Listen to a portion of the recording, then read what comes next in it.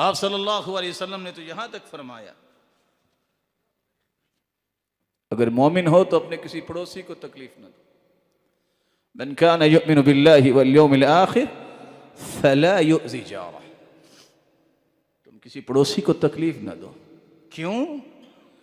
صحیح مسلم کی روایت ہے، ایک عورت کا تذکرہ کیا گیا، ان فلانة تذکر بکثرت صیامها وصلاتها غیر انها تؤذی جیرانها بلسانها. ایک عورت بڑی تہجدیں پڑھتی، بڑے نفلی روزے رکھتی، لیکن زبان سے پڑوسیوں کو تکلیف دیتی. اللہ کے رسول نے فرمایا ہی فی النار، یہ جہنمی عورت.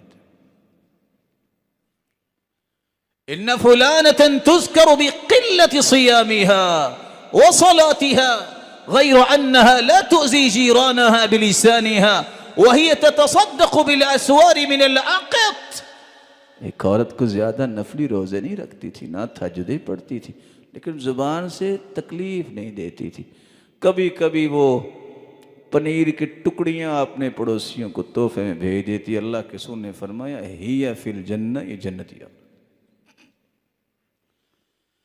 اللہ کے رسول نے 3 مرتبہ قسم اٹھائی، واللہ لا یؤمن، واللہ لا یؤمن، واللہ لا یؤمن. اللہ کی قسم یہ مومن نہیں ہے، اللہ کی قسم یہ مومن نہیں ہے، اللہ کی قسم یہ مومن نہیں ہے. اللہ کے رسول کون؟ فرمایا وہ شخص الذی لا یأمن جارہ بوائقہ، جس کی شر سے پڑوسی محفوظ نہیں.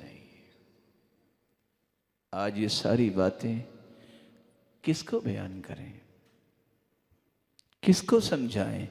اللہ ہمیں سب سے پہلے سمجھائے اور عمل کی توفیق دے، اور ہم کسی کو بھی بیان کرنے کے اللہ ہمیں صلاحیت عطا فرمائے.